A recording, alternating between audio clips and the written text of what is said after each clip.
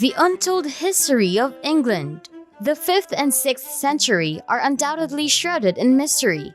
Records are scarce, ambiguous, inaccurate, or created years after the events they described.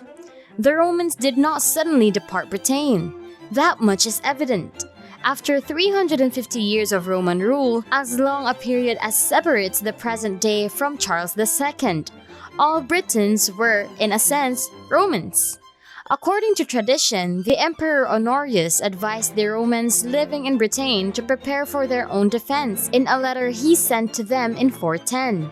Even though it appears that Britain was not the intended recipient of the letter, such counsel would have reflected the realities of the time.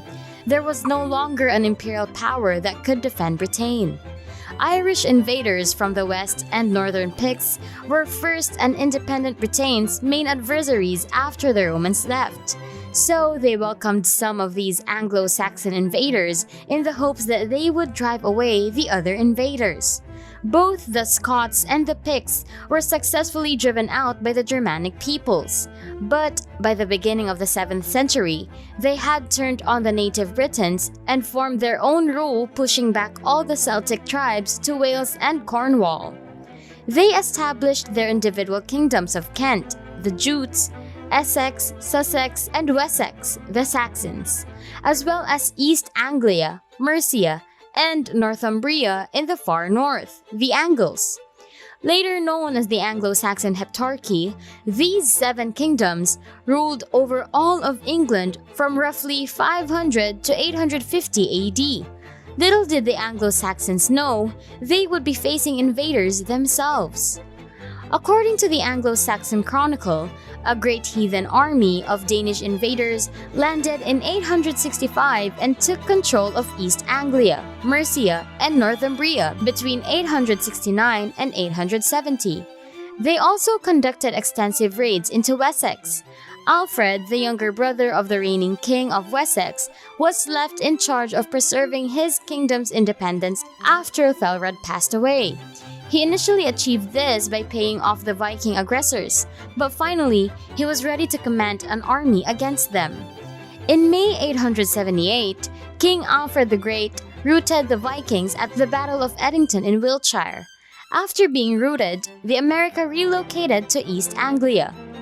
King Alfred had the chance to construct a new governmental system due to his victory at Edington and the political vacancy that King Ceolwulf's death in 879 had left in Mercia. Instead of establishing a new monarch, he decided that Mercia will be ruled by an alderman who represented Alfred.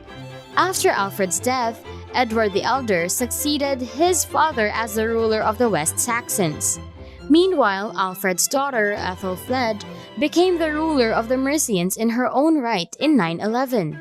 Both Edward and Ethelfled engaged in conflict with the Scandinavian and Welsh kings in an effort to grow their own territories. Prior to her demise, Ethelfled extended her influence as far north as York, where she won the support of the locals, while Edward was able to incorporate all of East Anglia into his kingdom. Although Ethelfled passed away very quickly, Elfwin was meant to take her position and carry on the existing path. But surprisingly, the Mercians swiftly removed their new ruler, unwittingly providing King Edward of Wessex with the ideal pretext to quickly grab control of the entire region of Mercia.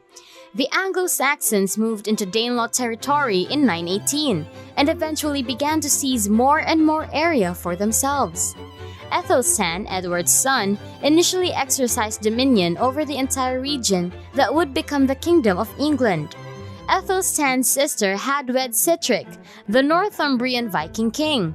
Aethelstan marched on and was finally able to bring the Kingdom of York and dominate over Northumbria after Sitric passed away in 927. Aethelstan started to be referred to as King of the English in his coins and charters.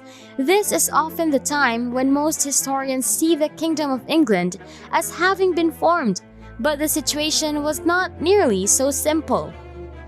Aethelstan made the decision to try an invasion of Scotland in 937 to see if he might extend his power even further. As a result, Owen, King of Strathclyde, Olaf Guthfrithson, King of Dublin, and Constantine II, King of Alba, formed an alliance. At a site named Brunanburh in 937, Aethelstan and his brother Edmund defeated a combined force of the rulers of Dublin, Scotland, Strathclyde, and other kingdoms. Aethelstan established his dominance by combining military might, gift, and diplomacy. The Viking King of Dublin, who had previously been vanquished, immediately exploited England's temporary instability upon Aethelstan's death in 939 to regain a large portion of northern England as well as some of Mercia. He also swept in to retake parts of the territories that the Vikings had once controlled. As he coerced the English into accepting this annexation, he swiftly seized New York and also took a sizable portion of what was once Northumbria and Mercia.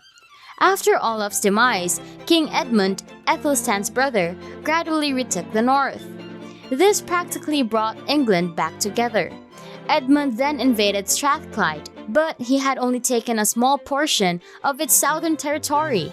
Instead of joining England, the remaining portion was granted to King Malcolm I of Scotland.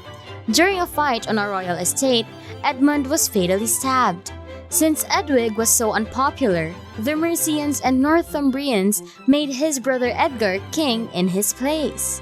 During the reign of Edgar, also known as Edgar the Peaceful, the fledgling Kingdom of England grew more organized and had a stronger governance. England's coinage under Edgar was more consistently produced. As shires became more established, the English kings were better able to manage their domain. Edgar's reign was prosperous and peaceful until his murder at Corfe Castle. The Kingdom of England was thrown back into turmoil. Even so, England was never again split, with the exception of the 1 month in 1016 when Edmund Ironside and the Scandinavian ruler Canute shared power. When Edmund passed away in November 1016 and Canute was crowned king of all England, it was quickly reunited. A new kingdom has formed. If you find this video helpful, consider leaving a like and subscribing to our channel. This has been HTL World. See you in our next video.